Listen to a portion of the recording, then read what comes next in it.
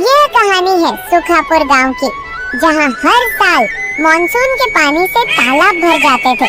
नदी पूरे उफान पर रहती थी, लेकिन इस बार हालात कुछ ऐसे हो गई कि गांव का सबसे बड़ा तालाब, जो कभी गांव के बच्चों के खेलने और जानवरों के पानी पीने का मुख्य स्रोत था, अब सूखी पड़ी जमीन में बदल चुका था। उसमें गहरी दरारें पड़ गई थी।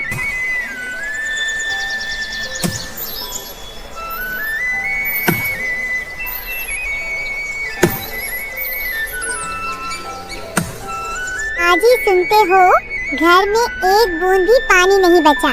अब मैं खाना कैसे बनाऊं? कल रात का खाना बचा है, वो खा लो और पानी इंतजाम करो। मैं क्या करूं सुनीता, घर के पास में जो था वह हेडपंप में भी पानी नहीं आ रहा और कुआं भी पूरी तरह से खाली हो चुका है। पर तुम टेंशन मत लो, मैं कुछ करता हूँ। इतना कह के अर्जुन बाकी सारे गांव वालों के साथ कई मीलों दूर पानी लेने निकल पड़ता है।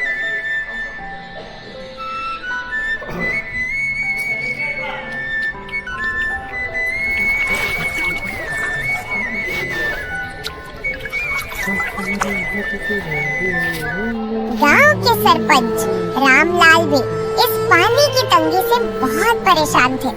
गांव के किसान भी चिंतित थे, क्योंकि उनके खेतों को पानी की सख्त जरूरत थी, लेकिन कुएं और हैंडपंप तक सूखने लगे थे।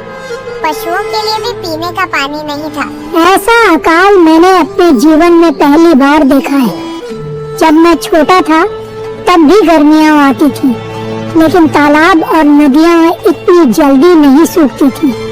सुनो गांव वालों, हमें अब बारिश आने तक इंतजार करना होगा। हमें अब पानी के बिना ही जीना होगा जब तक बारिश ना आ जाए। ये लोग बात कर ही रहे होते हैं, उतने में गांव के आत्मनिर्भर युवा मोहनलाल आ जाते हैं। ऐसे हमें किस्मत के भरोसे नहीं बैठना चाहिए। हमें सब लोग मिलकर पानी बचाने और नए जल स्रोत खोजने का उपाय ढूंढना पड़ेगा। हमें सिर्फ शिकायत करने से कुछ नहीं होगा। मोहनलाल दूसरे ही दिन एक सभा बुलाई। वहाँ सभी गांव वालों को इकट्ठा किया।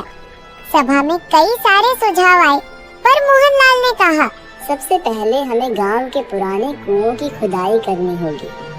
हो सकता है कि उनमें पानी अभी भी हो। हमें वर्षा जल संचयन, रेन वाटर हार्वेस्टिंग की व्यवस्था करनी होगी, ताकि आने वाले मानसून में हम पानी को बचा सकें। अगर हम तालाब को फिर से गहरा करें और आसपास के पेड़ पौधों की कटाई रोकें, तो पानी को रोका जा सकता है। अगले ही दिन से गांव के सभी लोग तालाब की सफाई में जुट गए।